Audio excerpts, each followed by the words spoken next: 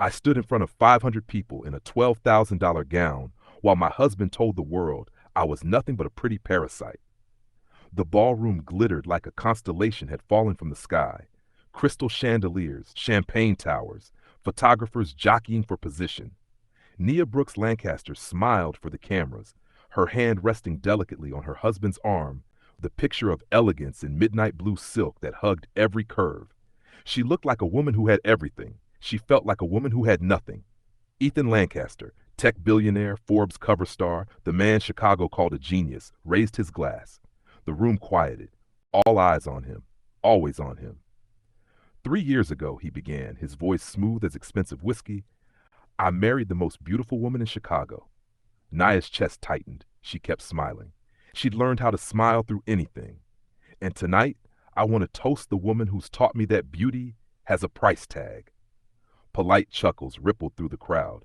Naya's smile didn't falter, but her fingers, hidden in the folds of her gown, curled into fists.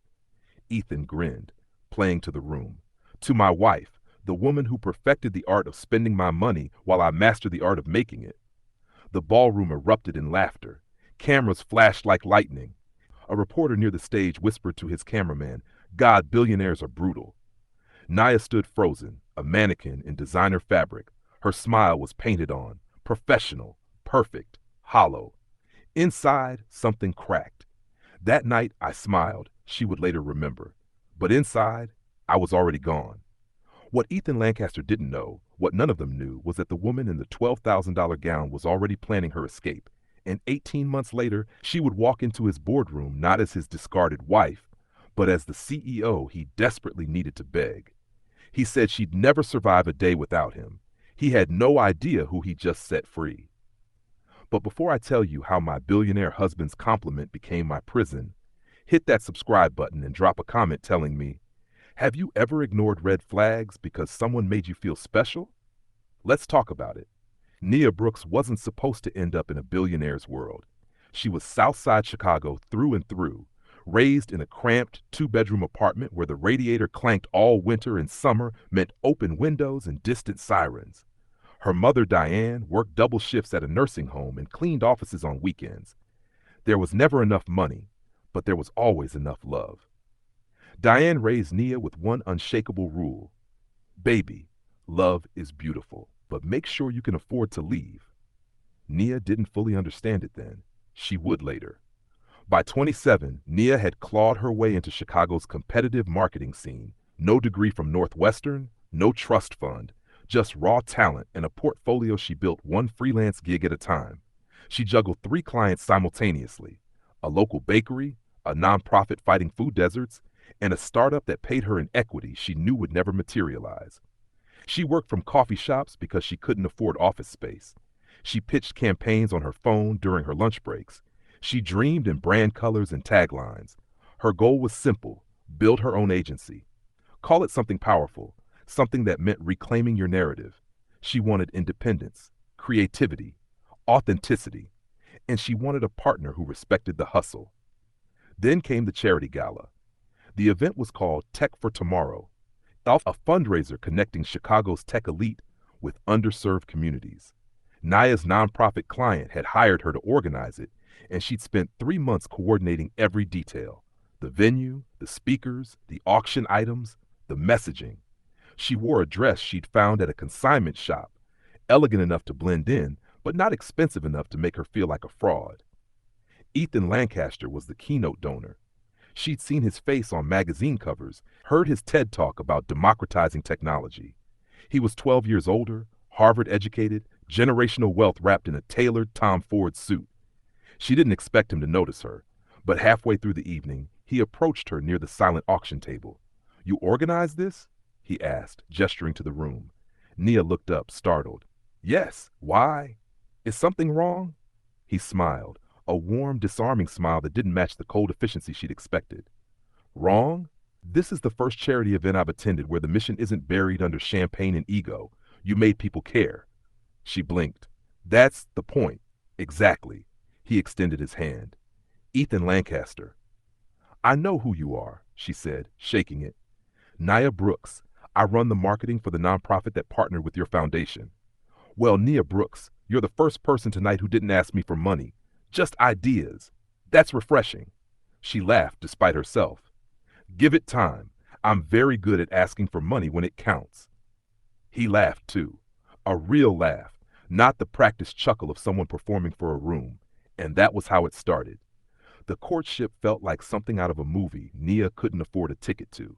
Ethan didn't just text. He sent handwritten notes delivered by courier. Dinner tonight?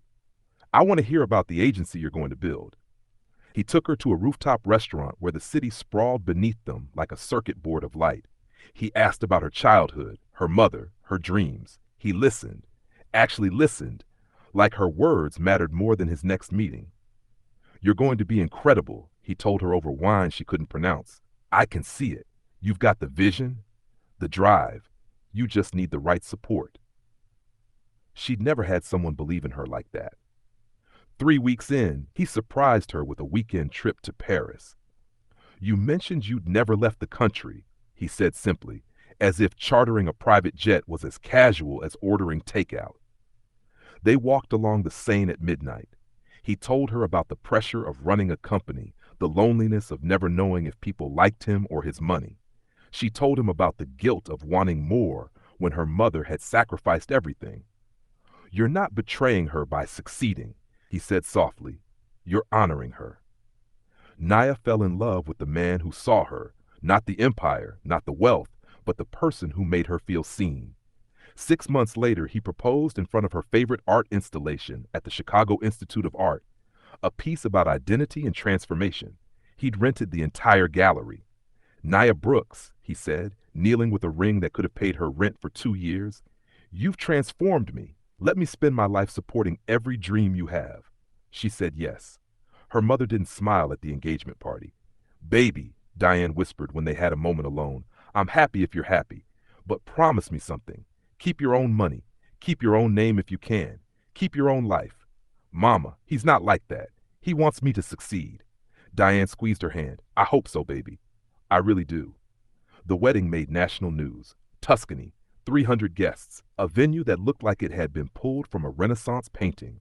Nia wore a custom gown that cost more than her mother's annual salary. The headline read, Chicago's tech king marries marketing visionary. Nia thought she'd found her fairy tale. The shift began so slowly she didn't notice it was happening. First, it was the car. She came home one afternoon to find her 10-year-old Honda gone and a brand new Mercedes in the driveway. Ethan, I didn't ask for this. I know, he kissed her forehead. But you're a Lancaster now. That car didn't fit your new image. She wanted to argue, but he seemed so proud, so eager to take care of her. Then came the comments about work. Baby, you don't need to stress about that nonprofit campaign. You have me now. But I committed to them, and I'll make a donation to cover it. You shouldn't have to work this hard anymore. She kept working anyway, late-night calls with clients, pitching new ideas, building her portfolio. Until one evening, Ethan found her at her laptop at 11 p.m., Nia. His voice was tight. You're a Lancaster. My wife shouldn't be answering emails at midnight for $500. It's not about the money. Then what is it about? Proving something? He softened, pulled her close. You don't have to prove anything anymore. Let me take care of you. Isn't that what marriage is? She thought about her mother's warning. But she looked at Ethan's face, so earnest, so concerned, and thought, maybe this is what love looks like, someone wanting to protect you. She quit her freelance work 3 months after the wedding. At first, it felt like relief. No more 16-hour days, no more juggling deadlines. Then it felt like silence. Then it felt like disappearing. You're a Lancaster now. Let me take care of you. She thought it was love. It was control, dressed in Hermes and wearing a wedding ring. And by the time she realized the difference, she'd already lost herself in the space between who she was and who he needed her to be. The prison was golden, but it was still a prison. The emptiness settled in like fog, slow, suffocating everywhere. Without work, Nia's days blurred into a routine she didn't recognize. She woke in 1,000 thread-count sheets, ate breakfast prepared by a private chef, wandered through rooms so large her footsteps echoed. The mansion had everything. A library she never read in, a gym she rarely used, a studio Ethan had built for her hobbies. But it didn't have her. She tried to fill the silence. She'd sketch marketing concepts in notebooks she hid in drawers. She'd draft campaign ideas for businesses that didn't exist. But without clients, without purpose, the ideas felt like ghosts, beautiful and useless. I was disappearing, she'd think, staring at her reflection in the bathroom mirror. Not dying, just fading into the background of someone else's story. The worst part? She was supposed to be grateful. The first family dinner at the Lancaster estate should have been a warning. Ethan's mother, Margaret Lancaster, was old money wrapped in pearls and passive aggression. She ruled the family with a smile that never reached her eyes and opinions she framed as concerns. Nia arrived in a cream Chanel dress Ethan had picked out. Conservative, elegant, safe. Margaret greeted her with air kisses that didn't touch skin. Nia, darling, don't you look polished? The pause before polish said everything. Dinner was served in a dining room that could seat 20. Crystal clinked. Servers moved like shadows. Margaret dabbed her mouth with a linen napkin. So, Nia, Ethan tells me you've stopped working. How wonderful that you can finally relax. I didn't stop to relax, Nia said carefully. Ethan thought it would be better for. Oh, I completely understand. Margaret's smile sharpened. You must feel so lucky, dear. Girls from your background rarely get this opportunity. The table went quiet. Nia's fork paused halfway to her mouth. Ethan cleared his throat, reached for his wine. Mother Nia worked incredibly hard before we met. She built her career from, Of course, of course. Margaret waved her hand dismissively. I'm just saying she's fortunate. Not everyone marries into this kind of security. Nia waited for Ethan to push back, to defend her, to say something that mattered. Instead, he changed the subject. Speaking of security, Father, I wanted to ask about the quarterly projections. Nia set down her fork. She'd lost her appetite. Later, in the car, she brought it up. Your mother basically called me a charity case. Ethan sighed, loosening his tie. She didn't mean it like that. Then how did she mean it? Nia, my mother is from a different generation. You can't take everything so personally. She made it personal. Can we not do this tonight? I have an early meeting. She looked out the window at the Chicago skyline blurring past. You didn't defend me. I'm not going to get into a fight with my mother over a comment you're reading too much into. She didn't respond. What was the point? He reached over, squeezed her hand. I love you. You know that, right? She nodded because it was easier than arguing. But she noticed he didn't say it again. Ethan's business dinners became a special kind of torture. He'd bring her along like an accessory, a beautiful wife to photograph well, and prove he had a personal life beyond spreadsheets. At one dinner with potential investors, Nia sat beside him in a navy dress, her third glass of wine barely touched. The men talked market shares and disruption strategies. She listened, genuinely interested. When there was a lull, she offered, Have you considered repositioning your brand narrative around sustainability? Consumers under 35 are making purchasing decisions based on. The man across from her, Ethan's VP of marketing, Richard, chuckled into his scotch. That's sweet, he said, his tone dripping with condescension. Did you read that in Vogue? The table laughed. Polite, masculine laughter that dismissed her in 3 seconds. Nia's cheeks burned. She looked at Ethan, waited for him to correct Richard, to say she'd worked in marketing, to remind them she wasn't just decorative. Ethan smiled, swirled his drink. Nia's always reading something, keeps her busy. Richard smirked. That's cute. Stick to what you know, sweetheart. Leave the business to the professionals. Nia excused herself to the restroom, locked herself in a stall, pressed her palms against her eyes to keep from crying. Stick to what you know. She didn't know anything anymore. Not even herself. The money should have felt like freedom. Instead, it felt like surveillance. All the accounts were in Ethan's name. For tax purposes, he'd explained when she'd signed the papers. His lawyer slid across the table. She had a credit card. Black, heavy, unlimited. But every purchase generated a notification on his phone. One afternoon, she bought art supplies from a downtown shop. $200 worth of sketchbooks, charcoal, watercolors, things that made her feel like herself. That evening, Ethan came home late, found her in the studio, charcoal smudging her fingers. What's all this?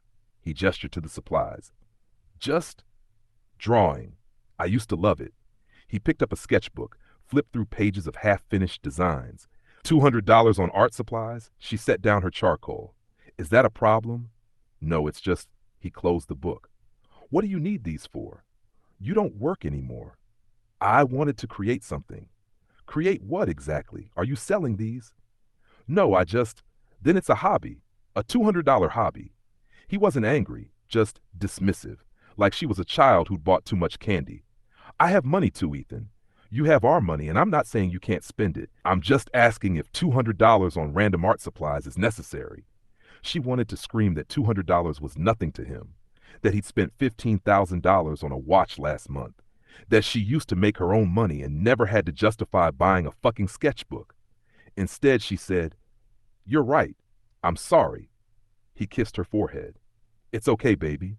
Just communicate with me before big purchases, yeah?" After he left, she put the supplies in the closet. She never used them again. The comments started small.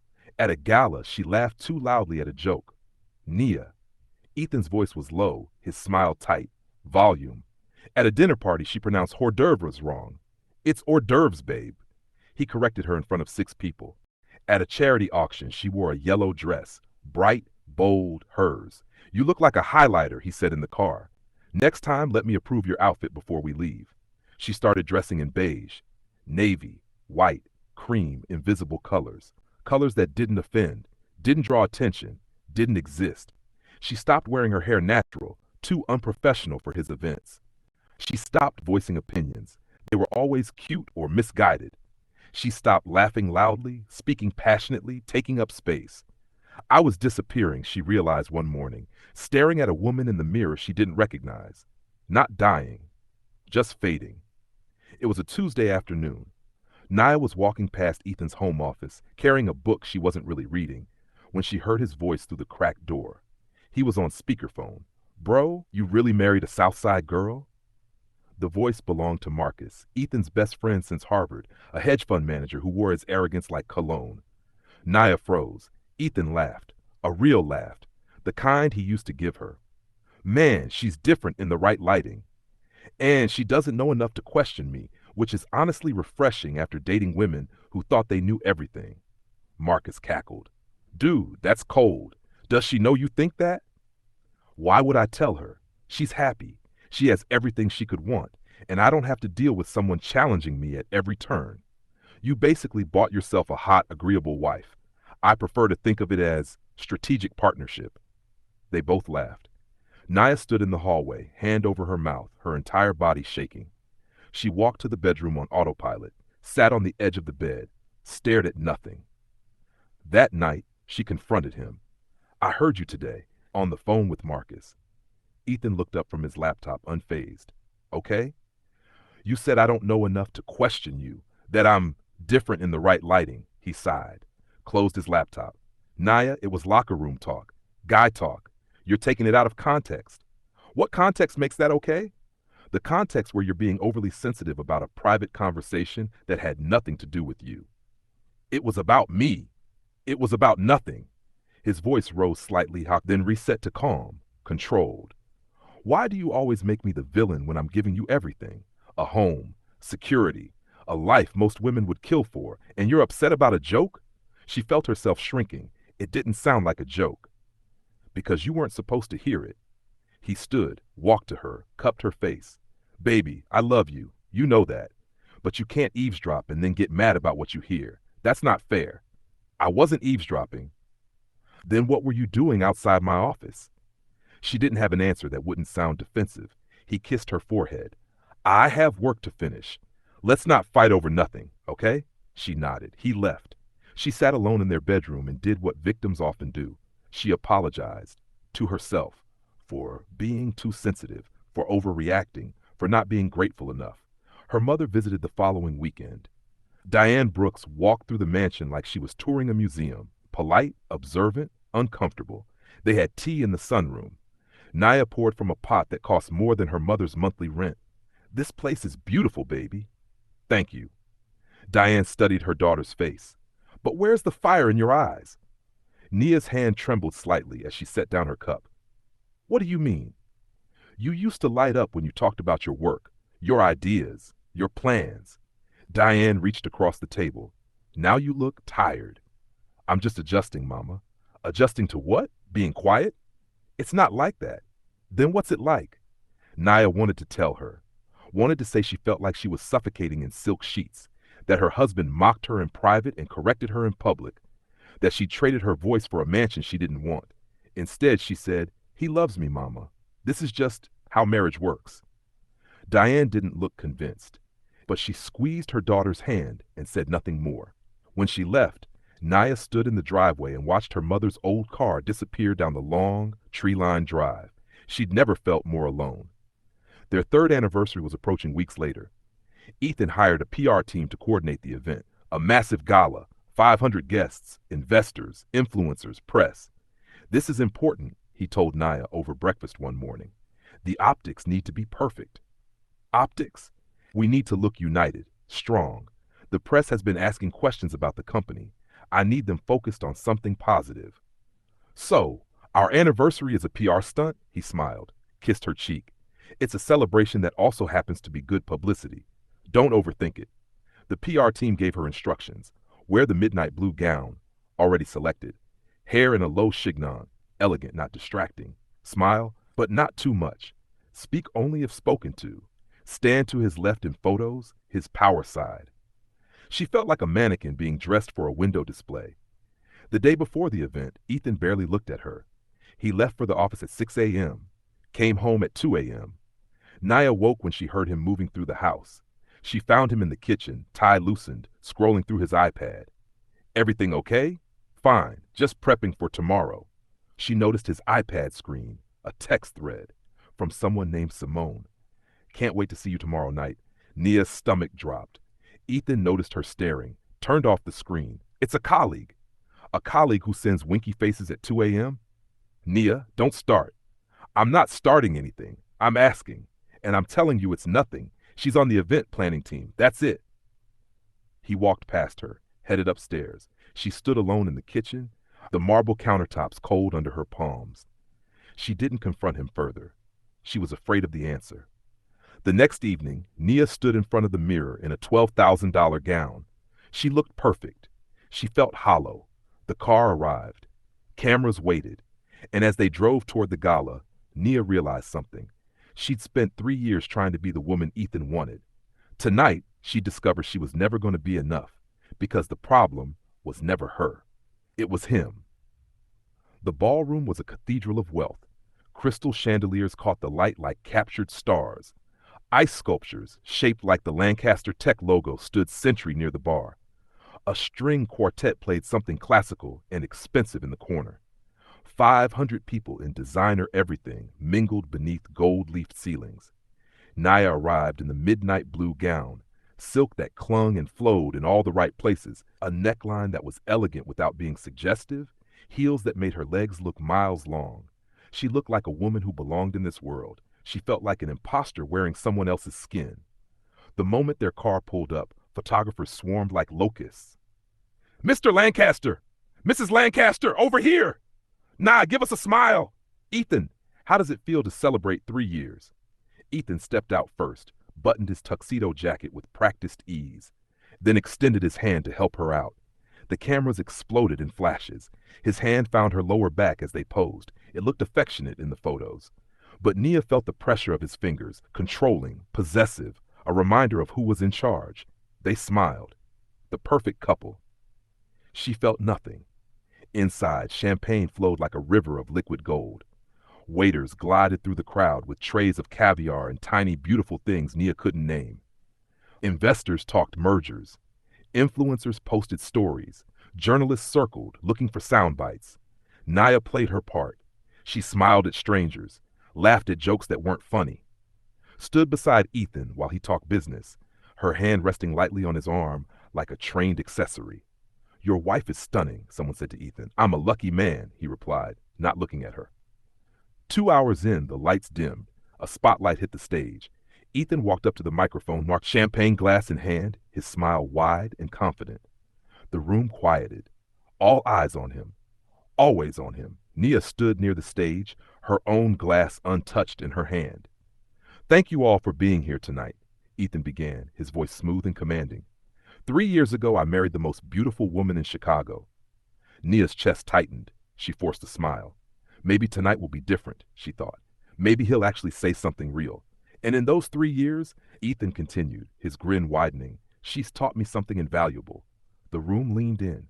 That beauty has a price tag. A few nervous chuckles rippled through the crowd. Naya's smile faltered, just slightly. Ethan raised his glass higher. To my wife, who's mastered the art of spending my money while I master the art of making it. The ballroom erupted. Laughter. Loud, unbridled laughter.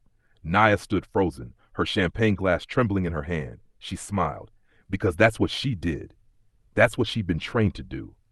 But inside her heart was shattering into 1,000 irreparable pieces. Her eyes, once warm, once alive, went dead.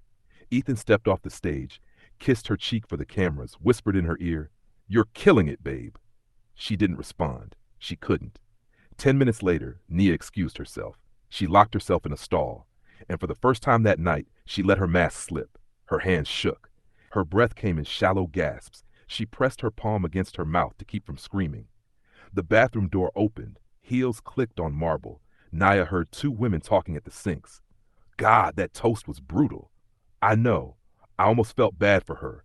Please, she knew what she was signing up for. You marry a man like that, you become part of the brand. Nia closed her eyes. Then a third voice, older, steadier. I even heard he had a new mistress. Must be ashamed to be a trophy wife. The words hung in the air. The women left. Nia stayed in the stall for another 5 minutes, collecting herself, rebuilding the mask. Then she walked back out into the ballroom and played the role for 2 more hours. She smiled. She posed. She let Ethan's hand rest on her waist while he laughed with investors.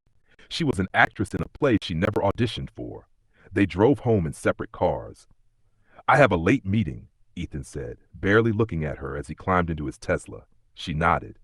Didn't ask questions. Didn't fight. She sat in the back of the town car and watched Chicago blur past the window, the city lights smearing like wet paint. It was 1:30 a.m. when Ethan finally came home. Naya was still awake, sitting in the dark living room, still wearing the $12,000 gown. He walked in, loosening his tie, scrolling through his phone. You're still up? You humiliated me tonight. He sighed, set down his phone. Naya, not this again. You called me a gold digger in front of 500 people. I made a joke. Everyone thought it was funny. I didn't. That's because you're too sensitive. He poured himself a scotch from the bar cart. This is why I can't take you seriously. You overreact to everything. She stood, her voice steady but quiet. I'm not overreacting. You disrespected me, again. I gave you a platform, a spotlight, a life most women dream of, and you're mad about a toast?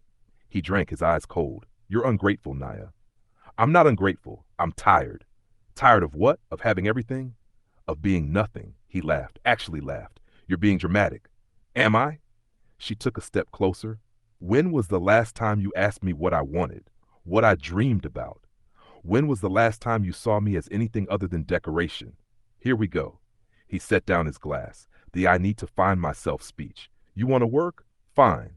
Go volunteer somewhere, join a book club, but don't stand here and act like I've trapped you. You froze my accounts, our accounts, and I did that for us, for tax efficiency. You monitor everything I buy. I monitor our finances. That's called being responsible. You don't let me make decisions, because you don't need to. That's what I'm here for. His voice rose. God, Nia, do you know how many women would kill to be in your position? Then let one of them have it. The room went silent. Ethan stared at her, his jaw tight. Then he smiled, a cold, cruel smile. You want to leave? Go ahead. He stepped closer, his voice dropping to a whisper. You wouldn't last a day without me. The words hit like a slap. Naya looked at him, really looked at him, and realized she'd been married to a stranger. She didn't argue, didn't cry, didn't beg him to take it back. She just stared at him, her face unreadable, and nodded once. Okay. Ethan blinked, surprised. Okay, what? Okay, I'm leaving. He laughed again, but this time it sounded uncertain. Sure you are. Where are you going to go, Nia? Back to the South Side?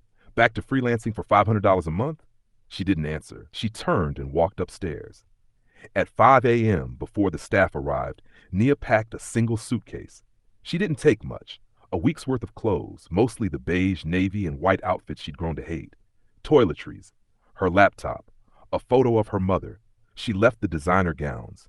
the jewelry, the life she'd never wanted.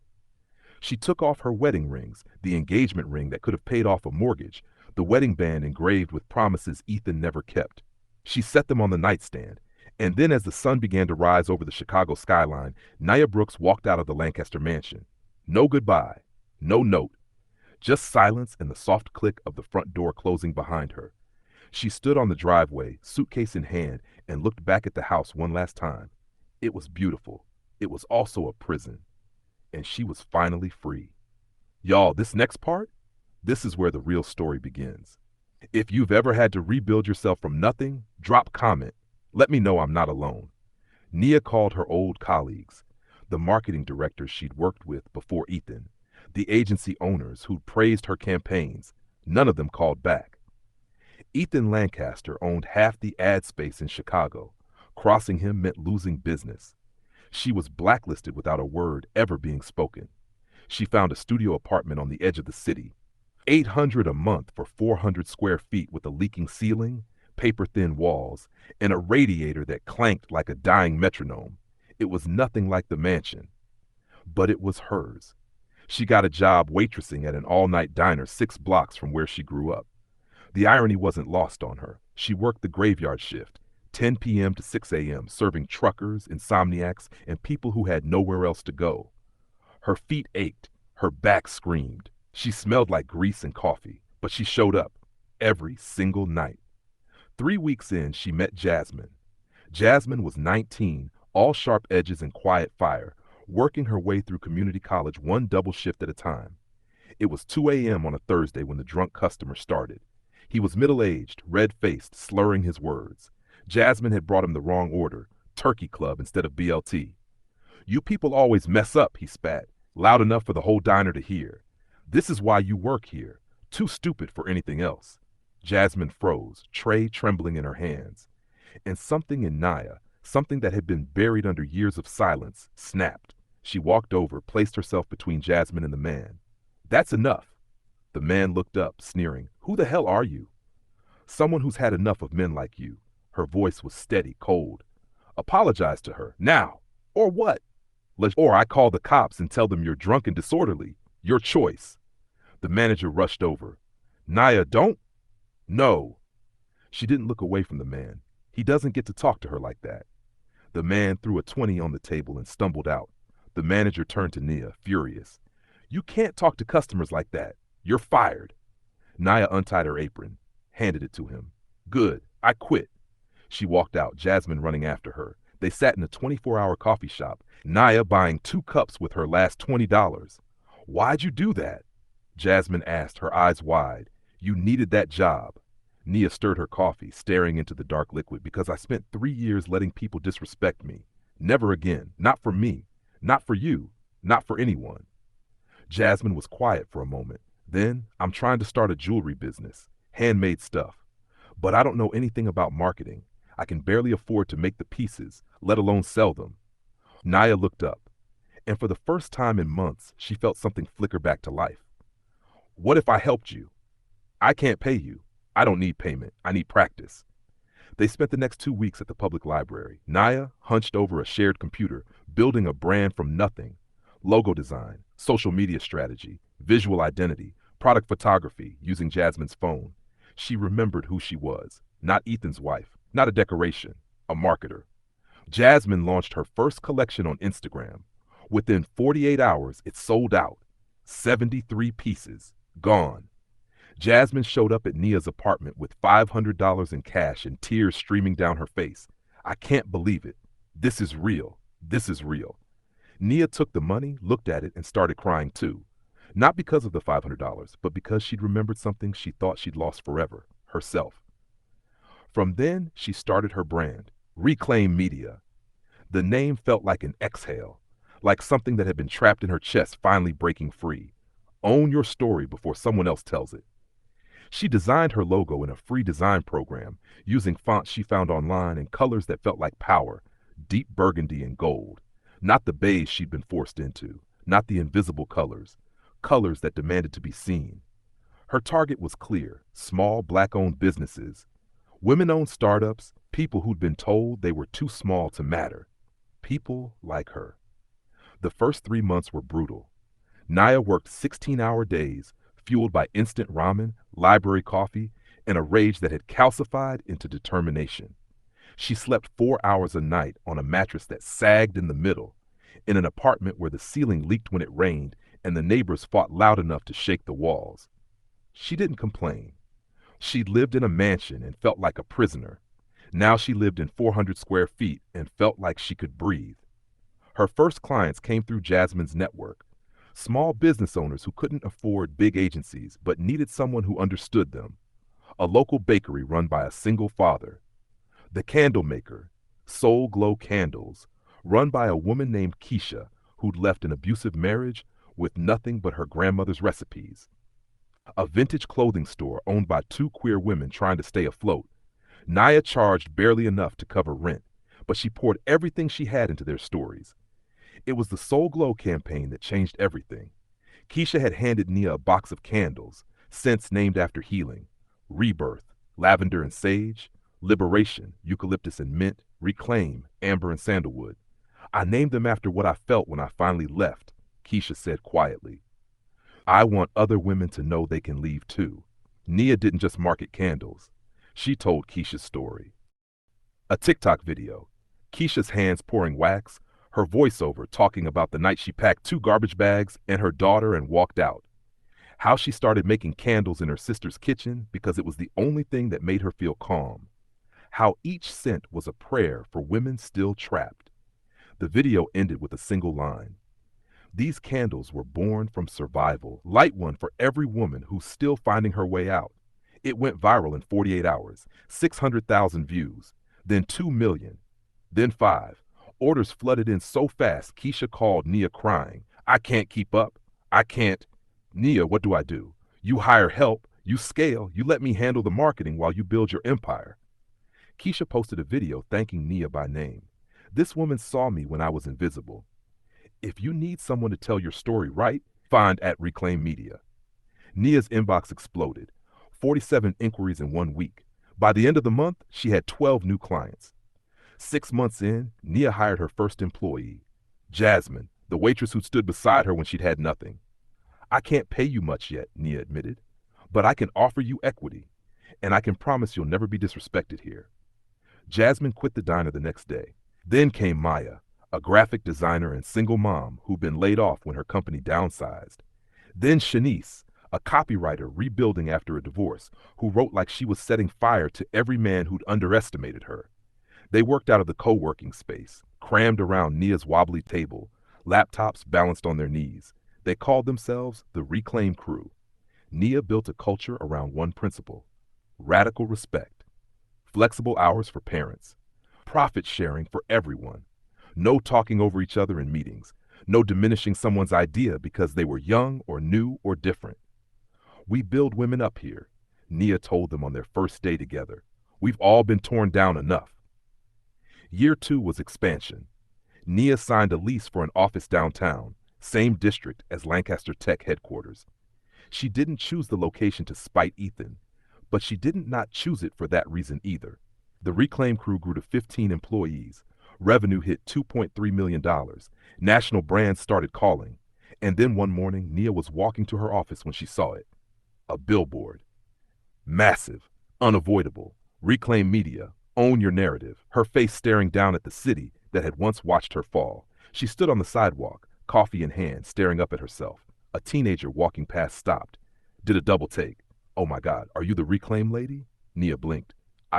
Yeah, I am. You're literally my hero. Like, actually. My mom left my dad last year and she listens to your interviews all the time. The girl pulled out her phone, snapped a selfie with Nia before she could protest, and ran off. Nia stood alone on the sidewalk and cried. Not from pride, from healing. Lancaster Tech's downfall was as public as Nia's had been. A massive data breach exposed not just customer information, but internal emails. Emails showing Ethan had known about workplace harassment and done nothing. Emails showing discriminatory hiring practices. Emails showing a man who valued profit over people. Former employees came forward. The stories were damning. Stock plummeted 40% in 2 weeks. Investors demanded change. His PR team scrambled. We need the best rebranding firm in Chicago. They researched. They called contacts. They found one name that kept appearing, Reclaim Media. Ethan's assistant, a new one. He went through assistants like tissues, called Reclaim's main line. We'd like to book a consultation, Lancaster Tech. It's urgent. The receptionist transferred the call to Naya's office. Naya stared at the name on her calendar. Lancaster Tech, 2 p.m. Tuesday. Jasmine poked her head in. You want us to cancel? Naya was quiet for a long moment. Then, no, schedule it. Tuesday at 2 p.m., Ethan Lancaster walked into Reclaim Media's conference room. He brought 6 people, lawyers, PR specialists, his new VP of communications. Naya sat at the head of the table, flanked by Jasmine and Shanice. She wore a burgundy suit. Her natural hair and a crown of curls she'd stopped straightening a year ago. No ring on her finger. She looked powerful. She felt powerful. Ethan froze mid-step when he saw her. His team looked confused. Naya's voice was calm, professional, unbothered. Mr. Lancaster, please have a seat, he stammered. Actually stammered. Nia, I didn't know. You're the CEO? Yes, she gestured to the chairs. I'm the CEO of Reclaim Media. We specialize in rebuilding narratives for brands that have lost public trust. Ethan tried to recover, that old charm slipping over his face like a mask. That's incredible. I always knew you had potential. Nia didn't respond, just smiled politely and looked at his VP. The VP launched into his pitch. We need to rehabilitate Lancaster Tech's image, show we care about employees, about diversity, about... Nia interrupted gently. Before we proceed, I need to ask, do you actually care? Or do you just care that it's affecting your profit margins? Silence. The VP looked at Ethan. Ethan looked at Nia. Y'all, I need to know, would you have taken the meeting or would you have sent him straight to voicemail? Comment take it or block him below. Ethan leaned forward. Nia, look, I'm sorry for everything. I was wrong. I see that now. He paused. Let's work together. As partners, I'm offering you 30% equity to join Lancaster Tech as Chief Brand Officer. 30% of a billion-dollar company, life-changing money. Nia considered for exactly 3 seconds. Thank you for the offer, Mr. Lancaster, but I'll pass.